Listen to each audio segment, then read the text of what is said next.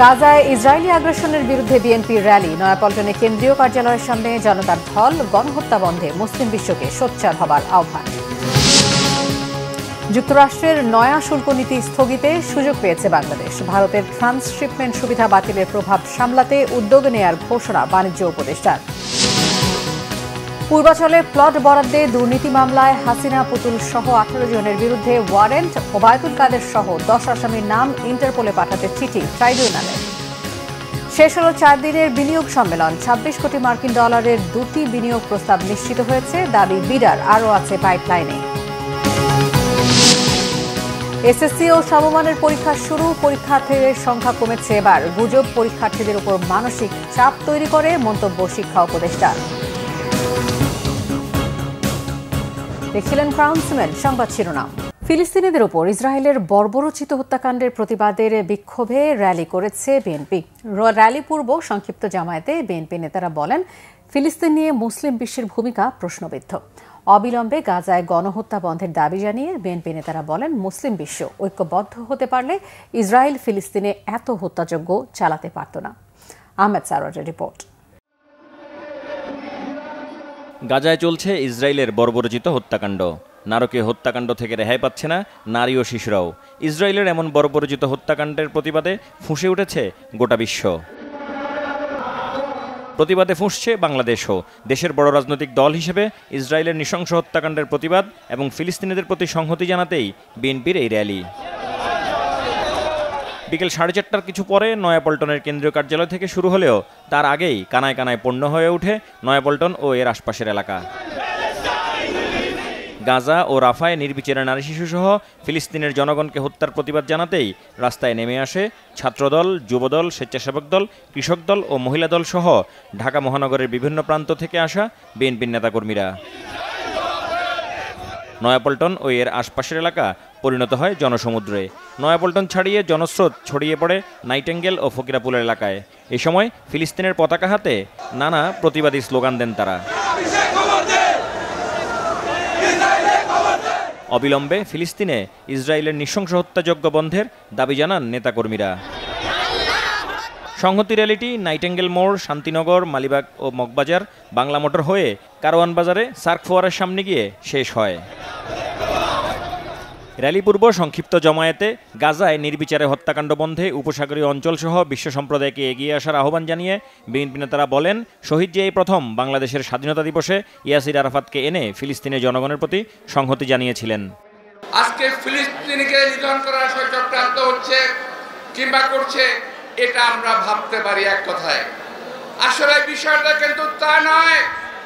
ওরা ধীরে ধীরে সারা বিশ্বের মুসলমানকে একসময় নিঃশেষ করে দেওয়ার চেষ্টা করবে।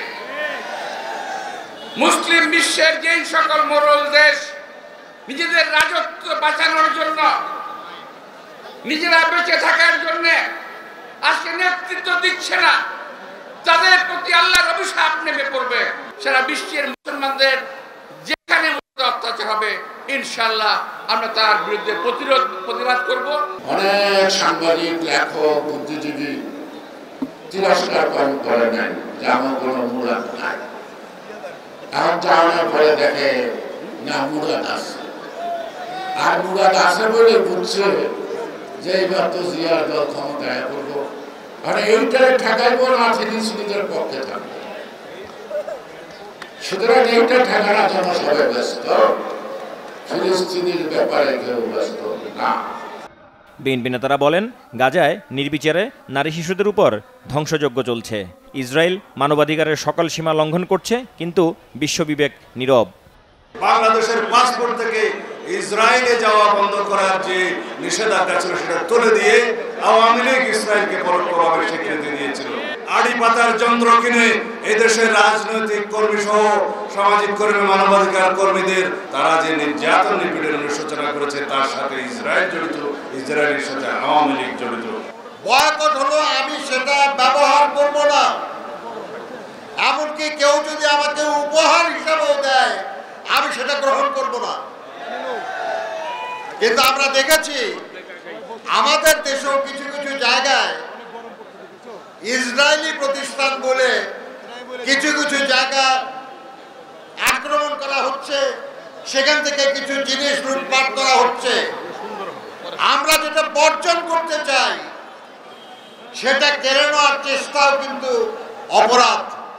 ফিলিস্তিনের নির্যাতিত জনগণের পাশে বিএনপি ছিল, আছে এবং ভবিষ্যতেও থাকবে বলে জানায় বিএনপি নেতারা। আহমেদ সরওয়ার, বাংলা ভিশন, ঢাকা। এদিকে ফিলিস্তিনিদের উপর ইসরায়েলের বর্বরোচিত হত্যাকাণ্ডের প্রতিবাদে দেশের মহানগরগুলোতে বিক্ষোভ করেছে বিএনপি। ফিলিস্তিনিদের প্রতি সংহতি প্রকাশ করে বিক্ষোভ করেছে চট্টগ্রাম মহানগর, উত্তর ও দক্ষিণ বিএনপি। কেন্দ্রীয় কর্মসূচির অংশ হিসেবে বিকেলে মহানগরীর জামিয়াতুল ফালাহ শাহী জামে মসজিদের সামনে বিক্ষোভ সমাবেশে বিএনপি ও এর অঙ্গ সংগঠনের নেতাকর্মীদের পাশাপাশি বিপুল সংখ্যক সাধারণ মানুষ অংশ নেন। সমাবেশে বক্তারা গাজায় হত্যাযজ্ঞ বন্ধ এবং ইসরায়েলি পণ্য বর্জনের আহ্বান জানান। বিক্ষোভ মিছিল ও প্রতিবাদ সমাবেশ করেছে গাজীপুর মহানগর বিএনপি। বিকেলে শহরের শিববাড়ি মোড় থেকে একটি মিছিল বিভিন্ন সড়ক ঘুরে চান্দনা চৌরাস্তায় গিয়ে সমাবেশ করে। খুলনায় র্যালি করে মহানগর বিএনপি। নগরের শিববাড়ি মোড়ে 31টি ওয়ার্ডের নেতাকর্মীরা এতে যোগ দেন। ইসরায়েলের নৃশংসতার তীব্র নিন্দা জানান বক্তারা। ময়মনসিংহে সংহতি র্যালি করে মহানগর বিএনপি ও অঙ্গ সংগঠনের নেতাকর্মীরা। নগরীর টাউন হল থেকে মিছিল বের হয়ে নগরীর বিভিন্ন সড়ক ঘুরে রেলওয়ে কৃষ্ণচূড়া চত্বরে গিয়ে শেষ হয়। বিক্ষোভ মিছিল ও সমাবেশ হয়েছে ফরিদপুরেও। এতে নেতৃত্ব দেন মহিলা দলের কেন্দ্রীয় কমিটির যুগ্ম সাধারণ সম্পাদক ও ঢাকা উত্তরের আহ্বায়ক চৌধুরী নায়াব ইউসুফ। রাষ্ট্রীয় ক্ষমতায় থাকুক বা না থাকুক, বিএনপি মেধা বিকাশ ও মানবতার কল্যাণে এগিয়ে আসবে বলে জানিয়েছেন বিএনপির স্থায়ী কমিটির সদস্য সালাউদ্দিন আহমেদ। মানিকগঞ্জের যুবক জুলহাস মোল্লার তৈরি করা বিমানে নতুন ইঞ্জিন লাগানো এবং প্রয়োজনীয় সংস্কার করার জন্য তাকে আবারও আর্থিক সহায়তা দেন বিএনপির ভারপ্রাপ্ত চেয়ারম্যান তারেক রহমান। সকালে দলের চেয়ারপারসনের কার্যালয়ে জুলহাস মোল্লার হাতে তারেক রহমানের দেয়া আর্থিক সহায়তা তুলে দেন বিএনপির স্থায়ী কমিটির সদস্য সালাউদ্দিন আহমেদ। পেশায় ইলেকট্রিক মিস্ত্রি হয়েও আলট্রা লাইট আরসি মডেলের একটি বিমান তৈরি করে সম্প্রতি দেশ বিদেশে আলোড়ন তোলেন জুলহাস মিয়া। এ সময় সালাউদ্দিন আহমেদ বলেন, মেধার বিকাশে মানবতার কল্যাণে কাজ করে যাবে বিএনপি।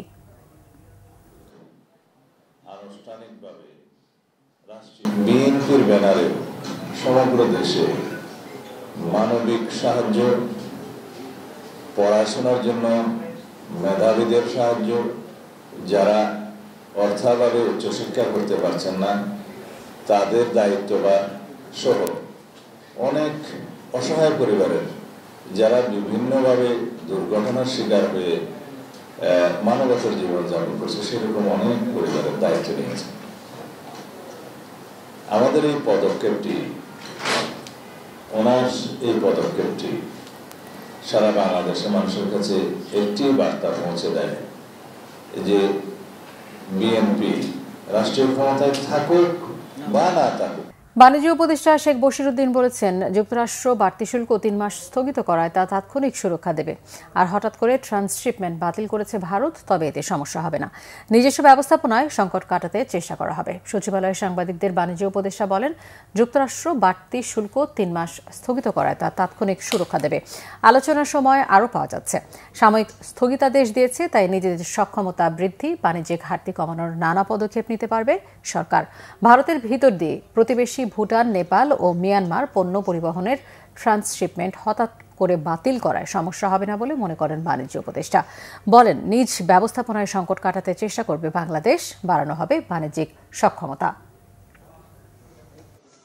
যেটা হঠাৎ করে আমাদের উপর আরোপিত হয়েছে, ইনশাআল্লাহ এটাতে কোনো সমস্যা আমরা বোধ করছি না। আমরা আমাদের নিজস্ব সক্ষমতায়, আমাদের জন্য প্রতিযোগিতার সক্ষমতায় কোনো ঘাটতি না পড়ে এবং আমাদের রপ্তানির ক্ষেত্রে যোগাযোগের জন্য কোনো ঘাটতি না পড়ে, সেই ক্ষেত্রে আমরা সকল ব্যবস্থা নিচ্ছি। আমরা আশা করি ইনশাল্লাহ আমরা এটা উঠতেও।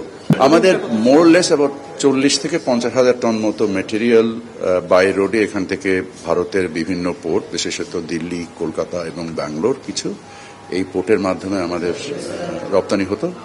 আমরা আশা করি যে এই মেটেরিয়ালটা আমরা নিজেরাই ক্যারি করার সক্ষমতা বৃদ্ধির মাধ্যমে আমাদের এই সমস্যার অতি দ্রুত সমাধান করব। এদিকে বাংলাদেশের ট্রান্সশিপমেন্ট সুবিধা প্রত্যাহার করায় পণ্য বোঝাই 4টি ট্রাক ফেরত পাঠিয়েছে ভারত।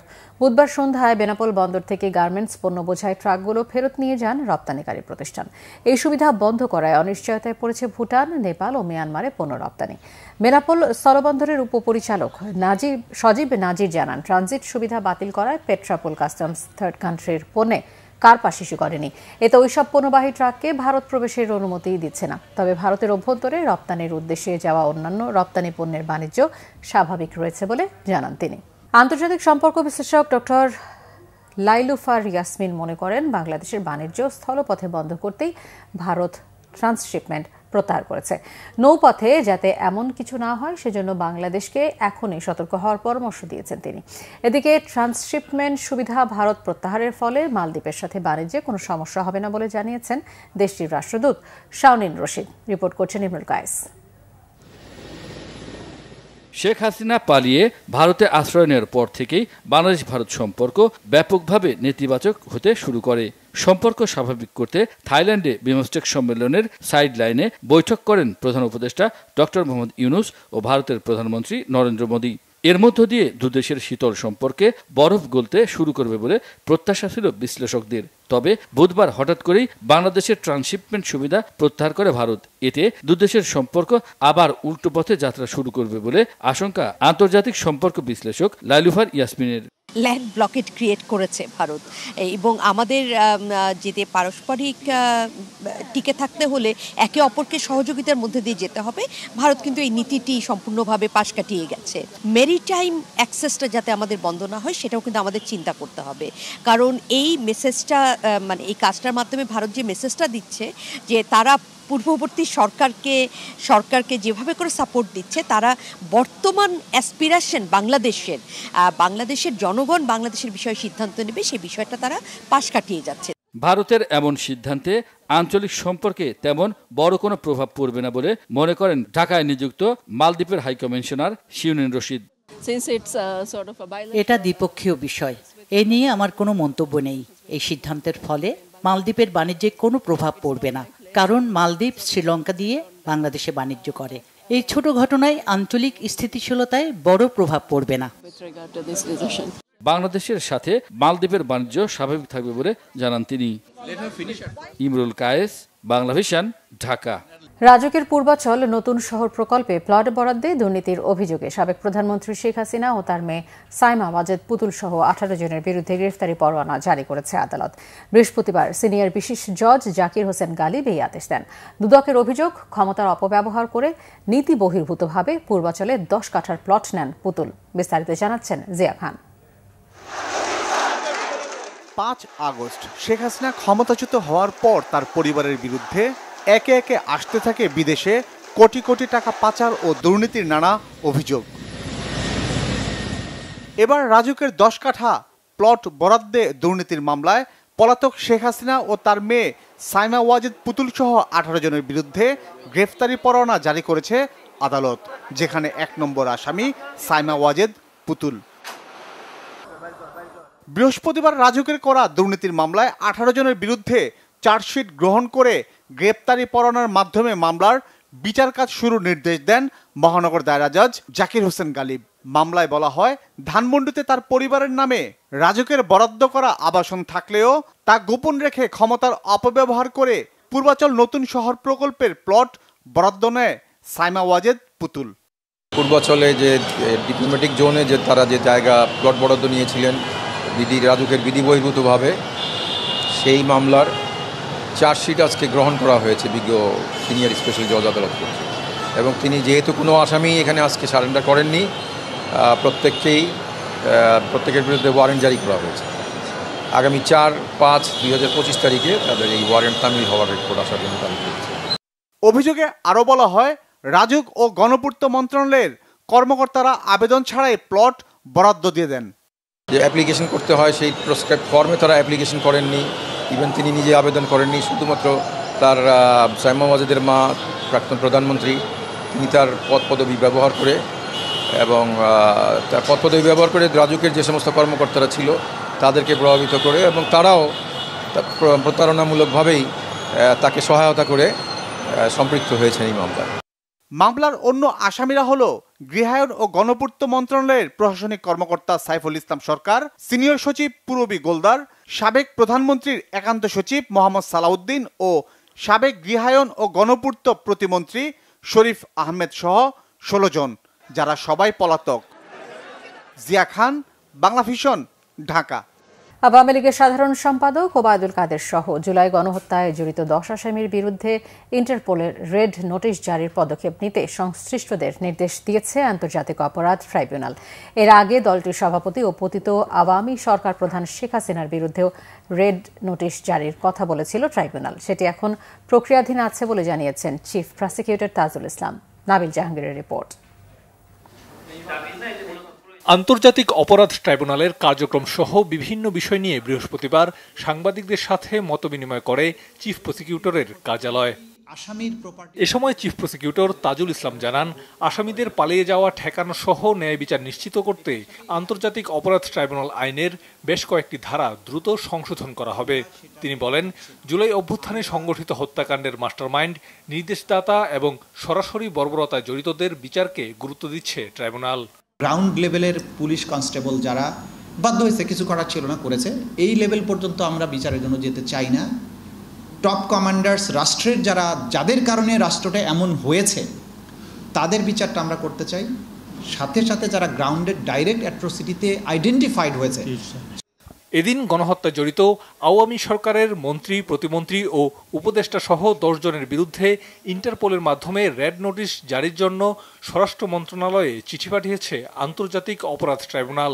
ইতিমধ্যে শেখ হাসিনার বিরুদ্ধে রেড নোটিশ জারির আবেদনটি এখনও প্রক্রিয়াধীন আছে বলে জানিয়েছেন চিফ প্রসিকিউটর। আমরা যাদের বিরুদ্ধে আজকে এই রেড নোটিশ অথবা ইন্টারপোলের মাধ্যমে রেড নোটিশ জারি করার জন্য পাঠিয়েছি তারা হলো mister Obaidul Quader, mister Asaduzzaman Khan Kamal, mister AKM Mozammel Haque, Mohammad Hasan Mahmud, Jahangir Kabir Nanak, Sheikh Fazle Noor Taposh, Mohibul Hasan Chowdhury Naufel, Nasrul Hamid Bipu, Mohammad Ali Arafat এবং তারিক আহমেদ সিদ্দিকী। এই 10 জনের বিরুদ্ধে আমরা রেড নোটিশের জন্য সমস্ত ডকুমেন্ট তৈরি করে আমাদের অফিস থেকে ইন্সপেক্টর জেনারেল অফ পুলিশের অফিসে পাঠিয়েছি এবং তারা সেখান থেকে যথানিয়মে এটা ইন্টারপোলের কাছে পাঠাবে। জুলাই গণহত্যার অভিযোগে এখন পর্যন্ত 141 জন আসামির বিরুদ্ধে গ্রেপ্তারি পরোয়ানা জারি করা হয়েছে। এর মধ্যে 54 জন গ্রেপ্তার রয়েছেন, পলাতক আছেন শেখ হাসিনা সহ 87 জন। এটা যেহেতু গণহত্যা, মানবতা বিরোধী অপরাধ, এটা ওয়াইড স্কেলে হয়েছে। নাবিল জাহাঙ্গীর, বাংলা ভিশন, ঢাকা। বাংলাদেশ বিনিয়োগ সম্মেলনে 26 কোটি মার্কিন ডলারের 2টি বিনিয়োগ প্রস্তাব পাওয়া গেছে বলে দাবি করেছেন বিডার head of business development Nahiyan Rahman. জানান আরও আছে পাইপলাইনে। সংবাদ সম্মেলনে তিনি জানান, তাৎক্ষণিক কত বিনিয়োগ পাওয়া গেল তা সামিটের উদ্দেশ্য নয়, বরং একটি ইনভেস্টমেন্ট পাইপলাইন তৈরি করাই বিডার লক্ষ্য। এদিকে বিডার এই আয়োজনের প্রশংসা করেছে রাজনৈতিক দল এনসিপি ও জামায়াত। জ্বালানি সংকট, রাজস্ব হয়রানি আর আমলাতান্ত্রিক জটিলতায় গেল কয়েক বছর ধরেই বাংলাদেশে বিদেশি বিনিয়োগ কমেছে উল্লেখযোগ্য হারে। অন্তর্বর্তী সরকারের সময় নেয়া নানা সংস্কার উদ্যোগ যখন স্বপ্ন দেখাচ্ছে, তখন নতুন করে আশার প্রদীপ জ্বলতে শুরু করেছে বিডার বিনিয়োগ সম্মেলন। 4 দিনের বিনিয়োগ সম্মেলন শেষে সংবাদ সম্মেলনে বিডার হেড অব বিজনেস ডেভেলপমেন্ট জানালেন, কত ডলারের বিনিয়োগ এলো তা নয়, বরং বিনিয়োগকারীদের কাছে সম্ভাবনা তুলে ধরা, স্থানীয় ব্যবসায়ীদের সঙ্গে বিদেশি বিনিয়োগকারীদের পরিচয় করিয়ে দেয়া আর একটি বিনিয়োগ পাইপলাইন তৈরি করাই সামিটের মূল উদ্দেশ্য। এখন পর্যন্ত যদি আমি বলি, গতকালকে আপনারা দেখেছিলেন যেগুলো আমরা একেবারে হাই ভ্যালু MOU সই করেছি, তার মধ্যে একটি ছিল $150 মিলিয়ন, যেটা একেবারে এই আপনার সামিটেই সই হয়েছে। তার আগে ওই দিন গতকালকে সকালবেলায় আমরা জানলাম যে আমাদের শপআপ যে স্টার্ট আপের যে বিজনেস আছে, ওখানে 110 মিলিয়নের মতো ইনভেস্টমেন্ট এসেছে। ওটা একেবারে আমাদের সামিটের থ্রুতে এসেছে। এটা মানে কোনো কিছুই আসলে একদিনে হয় না, তো এগুলো অনেক দিনের কাজের ফলে আসে আর কি। তো এই বড় দুইটা আমরা অলরেডি গতকালকে জেনেছি। এর বাইরে ছোট ছোট আরও এই সেগমেন্টগুলোতে যেগুলো হচ্ছে সেগুলো আমরা কালেক্ট করে আপনাদের সাথে একবারে কথা বলবো। এদিকে বিডার আয়োজনের প্রশংসা করে রাজনৈতিক দলগুলো বলছে, এ ধরনের আয়োজনে বিশ্ব দরবারে নতুনভাবে পরিচিত হবে বাংলাদেশ। এক সংবাদ সম্মেলনে এনসিপির নেতারা বলেন, বাংলাদেশের ব্যবসা পরিবেশ নিয়ে আরও কাজ করতে হবে। গত 15 বছরে বাংলাদেশের অর্থনীতিকে ভঙ্গুর করে দেওয়া হয়েছিল। সেই ভঙ্গুর থেকে ঘুরে দাঁড়ানোর জন্য নতুন পলিটিক্যাল কমিটমেন্ট তারা চেয়েছে। আমরা সেই জায়গা থেকে, পার্টিগত জায়গা থেকে তাদের সেই পলিটিক্যাল কমিটমেন্টটা নিশ্চিত করেছি। সাথে সাথে আমরা বলেছি, বাংলাদেশ আগামীতে একটি ইনভেস্টমেন্ট হ্যাভেনে রূপান্তরিত হবে এবং সেই জায়গা থেকে ইয়াং জেনারেশনকে আমরা একসাথে নিয়ে ঐক্যবদ্ধভাবে এই ইনভেস্টমেন্ট হ্যাভেনের জন্য কাজ করে যাব। আরেক সংবাদ সম্মেলনে বাংলাদেশ জামাতে ইসলামীর দাবি, দলটির পরিকল্পনা বাস্তবায়ন হলে বাংলাদেশ শিগগিরই ব্যবসা বাণিজ্যে শীর্ষ 20 দেশের তালিকায় ঢুকতে পারবে। আমরা যদি দেশকে দুর্নীতিমুক্ত, প্রযুক্তি নির্ভর এবং পরিবেশ ঠিক করতে পারি, আমার বিশ্বাস ইনভেস্টর এই দেশে আসবে। আমাদের সাথে কমিউনিকেট অলরেডি স্টার্টেড এবং আমরা তাদেরকে আশ্বস্ত করেছি। আমার মনে হয় যে আমরা তাদেরকে দেশে নিয়ে আসতে পারবো এবং বড় বড় ব্যবসা সেক্টর এই দেশে খোলা সম্ভব হবে। আমরা বাংলাদেশের টপ 20 কান্ট্রিতে আমরা পরিণত করতে সক্ষম হব ইনশাআল্লাহ। এর আগে সংবাদ সম্মেলনে বিডা জানায়, এবারের সামিটে অংশ নেয়া প্রত্যেক বিনিয়োগকারীর সঙ্গে নিয়মিত যোগাযোগ রাখার উদ্যোগ নিচ্ছে সরকারি এ সংস্থা। আগামী 18 থেকে 20 মাসের মধ্যে এদের অনেকে বিনিয়োগ করবে এমন প্রত্যাশাও করে বিডা। ইনভেস্টর এবারে এসে নিজে অনুধাবন করতে পারছে। মামুন আব্দুল্লাহ, বাংলা ভিশন, ঢাকা। সারা দেশে আজ থেকে একযোগে শুরু হয়েছে এসএসসি ও সমমানের পরীক্ষা। এবার 11টি শিক্ষা বোর্ডের অধীনে এসএসসি পরীক্ষায় অংশ নিচ্ছে 19,28,181 জন শিক্ষার্থী। রাজধানীতে পরীক্ষা কেন্দ্র পরিদর্শন করে প্রশ্ন ফাঁসের গুজব থেকে বিরত থাকার আহ্বান জানিয়েছেন শিক্ষা উপদেষ্টা অধ্যাপক ডক্টর CR আবরার। বিস্তারিত ফজলে রাব্বির প্রতিবেদনে।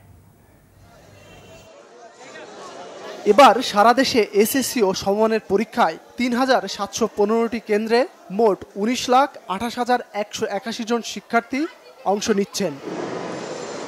প্রথম দিন বাংলা প্রথম পত্র পরীক্ষা হয়। সকাল 10টায় শুরু হয়ে পরীক্ষা চলে দুপুর 1টা পর্যন্ত। পরীক্ষা শুরু হওয়ার 30 মিনিট আগে পরীক্ষার হলে আসন গ্রহণ করেন শিক্ষার্থীরা। রুটিন আর 1 মাস দেরিতে পরীক্ষা শুরু হওয়ায় মিশ্র প্রতিক্রিয়া দেখা যায় অভিভাবকদের মধ্যে। সার্বিক পরিবেশ ভালো দেখছি আমরা, এখন পর্যন্ত কেন্দ্রের যে অবস্থান খুবই ভালো। ইনশাআল্লাহ ভালো মতোই পরীক্ষা দিতেছে এবং যাতায়াতের পথেও আমি ইস্কাটন থেকে আসছি, আমার কোনো প্রবলেম হয় নাই। প্রশ্নপত্র সহজ হয় খুশি শিক্ষার্থীরা। আলহামদুলিল্লাহ পরীক্ষা ভালোই হয়েছে, মোটামুটি সবগুলো অ্যান্সার করতে পেরেছি। এক্সাম তো ভালোই দিছে, এখন রেজাল্টের উপর নির্ভর করে, কষ্ট করে তো এক্সাম দিচ্ছি। সিকিউ কোশ্চেনটা ইজি ছিল, বাট এমসিকিউটা একটু হার্ড ছিল।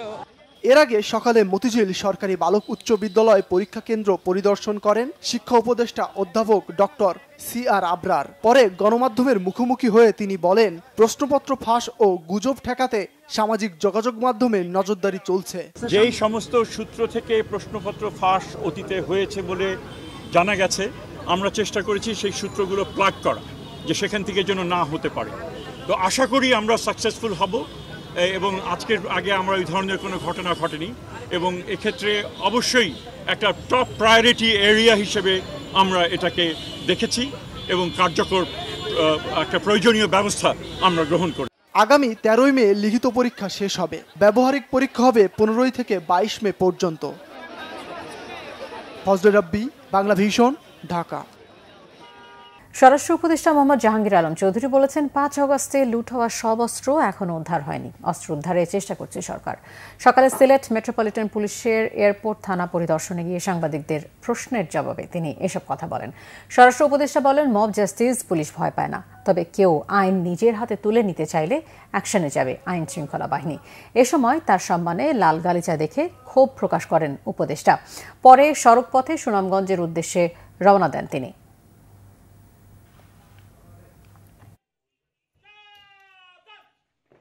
সময় আইন শৃঙ্খলা পরিস্থিতি যে যাই বলুক না, আগের থেকে অনেক উন্নতি হয়েছে না। অনেক সময় তাদের অ্যাকশন নিতে দেরি হয়, যেহেতু ধরেন এখানে আমাদের অনেক সংকট রয়ে গেছে, এদের গাড়ি ঘোড়ারও কিন্তু অনেক সংকট। অনেক গাড়ি ঘোড়া ওই সময় নষ্ট হয়ে গেছে, পুড়া গেছে, থানা পুড়া গেছে, ওইগুলো তো সব আমরা করে দিতে পারিনি। আমরা তো একটা নতুন গাড়ি এখন পর্যন্ত কিনে পারি না, যেহেতু প্রসিডিউর অনেক টাকা স্যাংশন হয়েছে।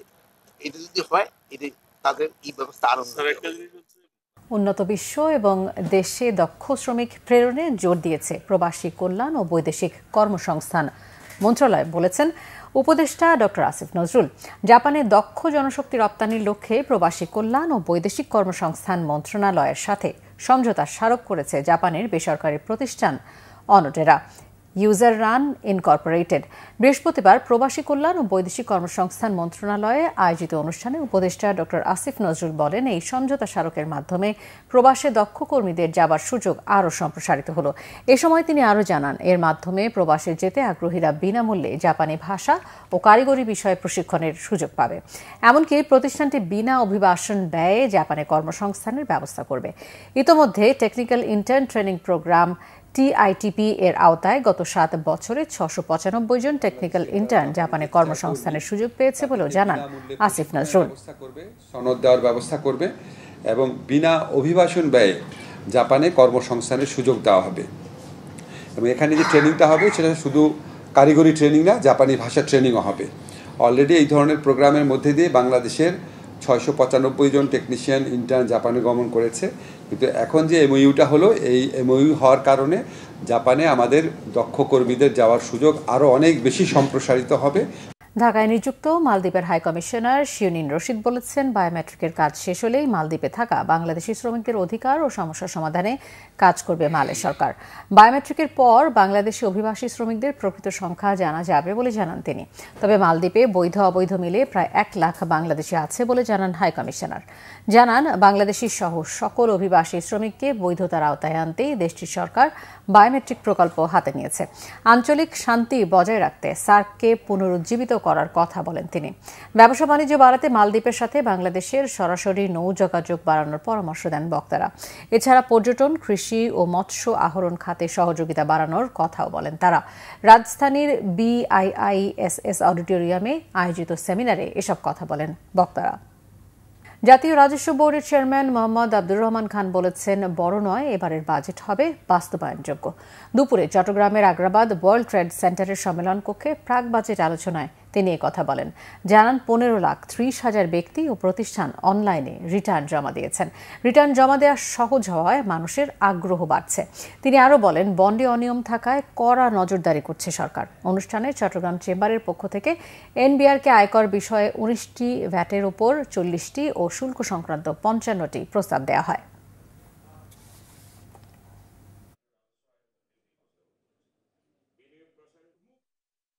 সম্ভবত এই প্রথম আপনারা দেখবেন যে বাজেট যেরকম লাফিয়ে লাফিয়ে বাড়ে, এইবার কিন্তু সেই ঘটনাটা ঘটবে না এবং এটা যথেষ্ট রিজনেবল একটা বাজেট হবে। বাস্তবায়ন যাতে করা যায় সেটার জন্য বাজেট হবে। তারপরেও বাজেটের যে সাইজ হবে তার সিগনিফিক্যান্ট পোর্শন ডেফিসিট থাকবে। এই ডেফিসিট যেটা, সেটা তো আমাদেরকে বড় করতে হয়, লোকাল বরোইং, ফরেন বরোইং, আপনারা জানেন সবই। এবং আপনাকে যে লোন দেয় সে সারাক্ষণ আপনার উপর নজর রাখে আপনার আয় রোজগার ঠিক আছে কিনা, যে কারণে আমাদের ডেভেলপমেন্ট পার্টনাররাও আমাদের উপরে সারাক্ষণ নজর দিচ্ছে, আপনার আয় রোজগার কই, আপনি যে আমার কাছে লোন চান, আপনি যদি আমাকে টাকা দিতে না পারেন, ডিফল্ট করেন, তাহলে কি হবে? তো আমরা এখান থেকে বেরোতে চাই। ফিলিস্তিনিদের পাশে দাঁড়াতে বিশ্ববাসীকে আহ্বান জানিয়েছেন নিরাপদ সড়ক চাইয়ের প্রতিষ্ঠাতা ও চেয়ারম্যান এলিয়াস কাঞ্চন। তিনি বলেন, গাজায় যেভাবে নারী শিশুদের হত্যা করা হচ্ছে সেটা অমানবিক, কোনোভাবেই গ্রহণযোগ্য নয়। বৃহস্পতিবার সকালে ফিলিস্তিনের গাজায় ইসরায়েলের গণহত্যার প্রতিবাদে রাজধানীর সেগুন বাগিচা থেকে জাতীয় প্রেস ক্লাব পর্যন্ত বিক্ষোভ মিছিল আয়োজন করে নিরাপদ সড়ক চাই। এতে অংশ নিয়ে দ্রুত গাজায় নৃশংসতা ও শিশু হত্যা বন্ধের দাবি জানান ইলিয়াস কাঞ্চন। তিনি বলেন, সারা বিশ্বের শান্তিপূর্ণ প্রতিবাদ সমাবেশের মধ্য দিয়ে জনমত সৃষ্টির ফলে দখলদার ইসরায়েল ও আমেরিকার ওপর চাপ বাড়ছে, যার কারণে তাদের মিত্র যুক্তরাষ্ট্রের প্রেসিডেন্ট ডোনাল্ড ট্রাম্প ইসরায়েলি প্রধানমন্ত্রী বেনিয়ামিন নেতানিয়াহুর সাথে সম্প্রতি শীতল আচরণ করছে। তিনি বলেন, ফিলিস্তিনের গাজা ও রাফা প্রসঙ্গে মুসলিম বিশ্বের নীরব বা বক্তব্য নির্ভর ভূমিকা অত্যন্ত হতাশাজনক। রাষ্ট্র গঠনের যে পরিকল্পনা সেখানে করা হয়েছিল সেটাকে ইসরায়েল মেনে নিতে হবে। মেনে নিয়ে হামাস এবং আমাদের যে ফিলিস্তিনিরা আছে তাদেরকে তাদের অধিকার তাদেরকে দিতে হবে। এটা না দেওয়া পর্যন্ত এই বর্বরতা এগুলো কিন্তু থামবে। দেশের নাম পরিবর্তন সহ মৌলিক 4টি বিষয় সংস্কার চেয়ে জাতীয় ঐক্যমত্য কমিশনে নিজেদের প্রস্তাবনা জমা দিয়েছে ইসলামী শাসনতন্ত্র আন্দোলন বাংলাদেশ। বেলা 12টায় জাতীয় সংসদ ভবনে ঐক্যমত্য কমিশনের সহ সভাপতি ডক্টর আলী রিয়াজের কাছে প্রস্তাবনা জমা দেন ইসলামী আন্দোলন বাংলাদেশের মহাসচিব হাফেজ মাওলানা ইউনুস সহ প্রতিনিধি দল। সংস্কার প্রস্তাব জমা শেষে গণমাধ্যমে কথা বলেন দলটির প্রেসিডিয়াম সদস্য আশরাফ আলী আকান্দ। জানান, আত্মশুদ্ধি বা শুদ্ধাচার, জবাবদিহিতা, শরিয়া আইন বাস্তবায়ন ও আনুপাতিক হারে নির্বাচনের প্রস্তাব দেওয়া হয়েছে। এছাড়া বাংলাদেশের নাম পরিবর্তন করে people's welfare state of Bangladesh বা বাংলাদেশ কল্যাণ রাষ্ট্র করার প্রস্তাব তুলে ধরেছেন ঐক্যমত্য কমিশনের কাছে। বাংলাদেশের বিপ্লবী ওয়ার্কার্স পার্টির সাধারণ সম্পাদক সাইফুল হক বলেছেন, একতরফাভাবে ট্রান্সশিপমেন্ট বাতিল করায় ভারত সরকারকে কূটনৈতিক সম্পর্ক নষ্টের দায় নিতে হবে। ঢাকা রিপোর্টার্স ইউনিটি মিলনায়তনে জাতীয় সমাজতান্ত্রিক দল জেএসডি আয়োজিত আলোচনা সভায় তিনি এই কথা বলেন।